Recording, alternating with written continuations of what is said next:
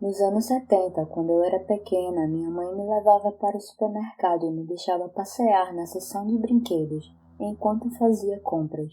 Isso era bem normal nos anos 70. Um dia, quando tocava Simone 6, um velho se aproximou de mim e estava conversando enquanto eu tocava. Ele me disse para ir com ele e pegou na minha mão, do nada. Andamos pelo corredor central do supermercado em direção à saída. Quando passamos pela última fila do caixa, olhei para a direita e vi minha mãe no final da fila. Subitamente eu fiquei nervosa e disse ao velho que deveria ir porque tinha visto a minha mãe. Puxei minha mão e corri até ela. Não contei o que aconteceu porque não queria ter problemas por sair com um estranho. Vários anos depois, percebi que provavelmente havia evitado de ser sequestrada ou algo pior. 2. Salva de algo terrível. Eu morava em uma pequena cidade universitária e meu complexo de apartamentos ficava a uma curta distância dos bares do centro da cidade. Num dia aleatório da semana, peguei meu livro e fui para a varanda da frente fumar um ou dois cigarros. Eu estava acordada até tarde estudando. Sentei na escada e vi uma garota que não conhecia, mas sabia que morava no apartamento do térreo. Ela estava voltando para casa do centro da cidade e estava sozinha e, pelo jeito que caminhava, estava um pouco bêbada.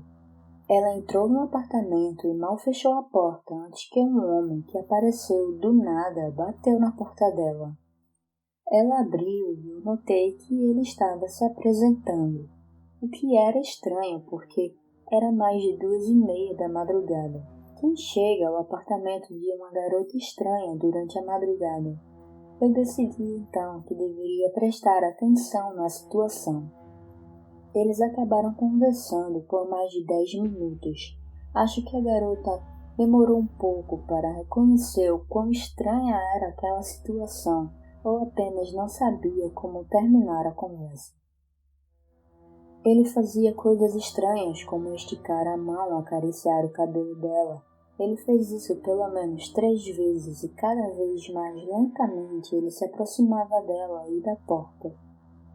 Fiz questão de falar alto e fazer barulhos para que ele soubesse que eu estava lá, e foi aí que ele desapareceu tão assustadoramente quanto apareceu. Ligamos para a polícia e dias depois eles colocaram a garota e eu sentadas com um desenhista. Assim que o esboço foi divulgado, surgiram várias conexões. Descobrimos que o homem era procurado pela polícia por ser um estuprador em série que seguia garotas solitárias dos bares e fingia ser um motorista de táxi oferecendo uma carona. Essa garota teve sorte porque morava muito perto dos bares e ele não teve a chance de oferecer um táxi. Agora ele está preso. 3. Ninguém sabe que você está aqui. O perfil que relatou esse acontecimento foi deletado, mas a história ainda está lá. Ele escreveu: Uma vez eu estava passeando com meu cachorro em um parque em Londres. Há casas que ficam à beira do parque e dão a volta pelo rio com algumas trilhas de caminhadas. Era um dia muito quente e meu cachorro estava com sede. Então eu o levei para o rio. Descemos para o rio e estávamos atrás de uma casa com uma cerca bem grande. Não dava para ver o lado de dentro da casa, mas eu podia ouvir. Enquanto meu cachorro bebia água, eu ouvia barulhos fortes vindos do quintal, um barulho que parecia um martelo.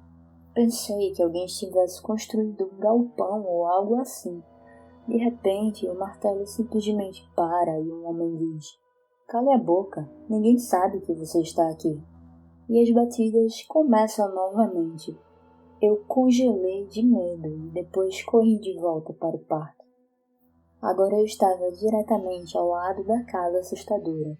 Um homem saiu do portão do quintal, cansado, com um carrinho de mão velho e enferrujado, dirigindo-se para 2 vans que pareciam mesmo ser de sequestro, e estavam estacionados em frente à sua casa.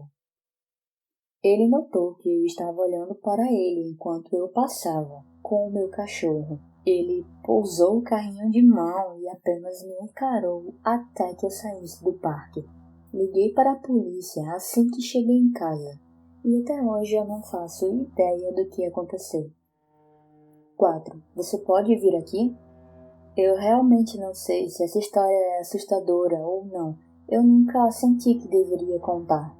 Eu e minhas duas primas, que são gêmeas, estávamos andando no meu bairro, voltando para casa. Eu tinha 8 anos e elas 10. Eu cresci no sul da Flórida, onde chove com frequência e muitas vezes com muita força. Começou a chover e corremos para minha casa.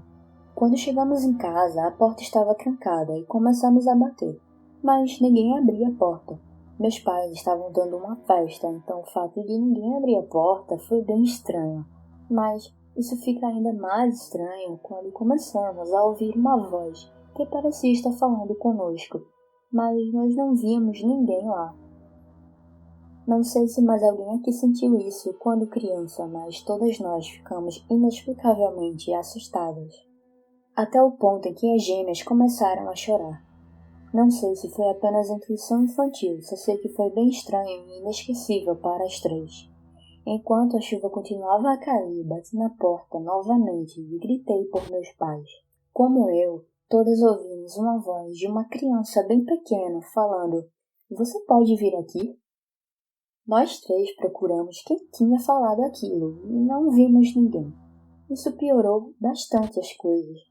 Todas nós começamos a bater freneticamente na porta. Ouvimos a voz de uma criança pequena novamente, falando: "Vem aqui."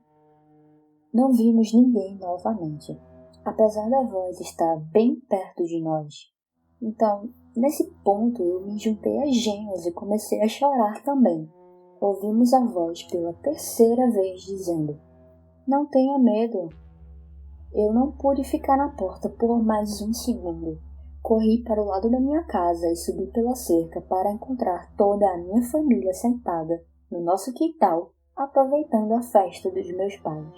Meu pai correu até mim e perguntou o que estava errado, e eu não consegui explicar o que tinha acontecido. Eu e ele atravessamos a casa e abrimos a porta da frente para as gêmeas que ainda estavam lá chorando. O curioso é que nunca explicamos o que havia nos assustado tanto às pessoas de lá. Hoje, temos 25 e 27 anos e somos muito próximas ainda. Mês passado, depois de tomar algumas cervejas, lembramos dessa história e resolvemos contar. Ainda não sabemos direito o que nos assustou tanto, mas nós três temos essa história como uma das coisas mais assustadoras que já aconteceu conosco. 5. Uma situação muito assustadora. Alguns anos atrás eu aluguei um apartamento de um amigo meu. Ele havia comprado um apartamento recentemente e reformado completamente. Colocou à venda, mas não conseguiu encontrar um comprador. Então eu me ofereci para alugá-lo nesse meio tempo. Depois de me mudar, percebi que havia algo errado com a senhora do apartamento ao lado. Ela tinha cerca de 45 anos, mas parecia muito mais velha. Ela ficava sentada a noite toda ouvindo programas de rádio cristãos e conversando alto com alguém. Eu não sei se eu falei, mas ela morava sozinha. Chegou ao ponto em que eu não conseguia mais dormir, então uma noite eu fui até o apartamento dela pedir para que ela ficasse quieta. Quando ela abriu a porta, eu olhei diretamente para dentro do apartamento dela e tomei um susto.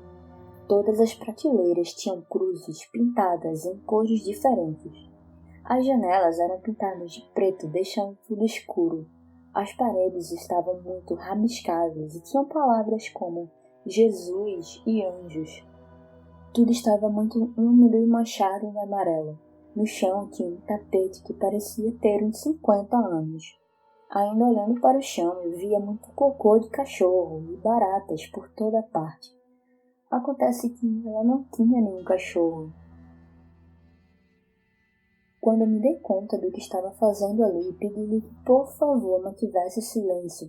Eu tentei ser educado, mas ela apenas olhou para mim e fechou a porta. Eu virei meu corpo para voltar para o meu apartamento e percebi que ela aumentou o volume do rádio. Na noite seguinte, acordei no meio da noite, olhei para o lado e vi a sombra de uma pessoa ao lado da minha cama me encarando. Eu achei que estava alucinando, como costumo fazer no escuro quando estou com muito sono, mas a sombra começou a falar. Daí eu percebi que é a vizinha e que ela está segurando algo que eu não consigo ver. Então ela disse: "Você deveria trancar a porta à noite." Ela só falou isso e saiu. Não sei quanto tempo ela passou lá, me olhando, enquanto eu tinha sonhos estranhos. Na manhã seguinte, a polícia disse que não havia sinal de invasão e ela não roubou nada, então não tinha muito o que fazer. Quando olhei pela janela mais tarde, naquele mesmo dia, eu a vi com um saco plástico na mão com um cachorro morto apodrecido dentro. Lá fora estava quente como um inferno e já imaginei o cheiro de morte dentro daquela bolsa, parecido com o cheiro que saía do apartamento dela. Nesse ponto estou muito assustado e com muito medo. Ela é obviamente muito insana. Resolvi falar com os meus vizinhos para saber se ela também assustava mais alguém. Meu vizinho do andar de cima está tão assustado quanto eu. A vizinha assustadora invadiu o apartamento dele uma noite também, enquanto ele estava assistindo TV com os filhos pequenos. Quando ele levantou do sofá para pegar um lanche na cozinha, a encontrou atrás do sofá, olhando para ele de uma forma assustadora, e ela segurava uma furadeira. Agora, eu sei que ela estava segurando na mão naquela noite que ela entrou no meu apartamento. Ela me leva a dormir enquanto segurava uma furadeira. Liguei para a polícia, mas eles já sabem tudo sobre ela. Aparentemente, ela é uma pessoa que não toma os remédios necessários. A polícia não pode forçá-la a ir a lugar algum e entrar no apartamento dela sem a sua permissão. A única coisa que eles podem fazer é pegá-la na rua quando ela sair do prédio. Montei um esquema e fiquei vigiando. Nos 2 dias seguintes, eu esperei pacientemente que ela ficasse sem cigarros. Quando a ouço sair às 2 da madrugada para atravessar a rua e ir em direção ao posto de gasolina, ligo para a polícia. Eles têm 3 carros e uma van especial que aparece em menos de 2 minutos. Eles abordam a mulher, colocam ela na van e dirigem para alguma instituição. E em menos de 1 minuto é como se ela nunca estivesse lá. Eu nunca mais a vi novamente, nem ouvi falar dela. Ainda tenho pesadelos com ela me olhando à noite, enquanto durmo. 6. O chefe de cozinha mais procurado. Eu estava trabalhando em um restaurante meio italiano, meio alemão, que estava localizado na Floresta Negra, em uma cidade muito conhecida e muito famosa. Era verão e estávamos ocupados. Estávamos tão ocupados que as pessoas tinham que esperar às vezes 1 hora para poder comer. O nível de estresse no restaurante foi o mais alto de todos os tempos. Durante esse período, conseguimos um novo chefe para a cozinha. O meu gerente e o proprietário do restaurante disseram que ele só falava italiano e eu só falava alemão, então não iria saber muito sobre ele. Continuamos nosso trabalho, mas estava tudo muito tenso. Sempre que a comida chegava, atrasava. Brigávamos com os chefes na cozinha, até porque éramos nós, os garçons, que tínhamos que voltar em e-mails para dizer às pessoas que a comida ainda não estava pronta. De qualquer forma, no dia seguinte, o novo chefe não apareceu o dia inteiro. Havia apenas 2 outros chefes na cozinha, e o estresse no restaurante aumentou mais ainda. No 3º dia, estou sentado em frente ao restaurante, que fica em uma pequena colina com vista para a parte principal da cidade e com o lago. Vejo o cara, o novo chefe, andando rápido e eu grito para o meu chefe: "Ei, aí está o novo chefe." Ao mesmo tempo, no meio da rua, vejo um novo chefe sendo derrubado no chão pela polícia, bem estilo SWAT da Polícia Armada. Olhei em volta e me dei conta de que havia policiais por toda a parte. O novo chefe é preso e levado embora. Não podíamos acreditar no que estávamos vendo. Acontece que o novo chefe escapou de um hospital psiquiátrico e era um criminoso da Itália, que chegou na nossa cidade porque queria matar a sua esposa e os filhos. Na noite anterior à sua prisão, ele levou toda a família para uma antiga estação de trem e os matou.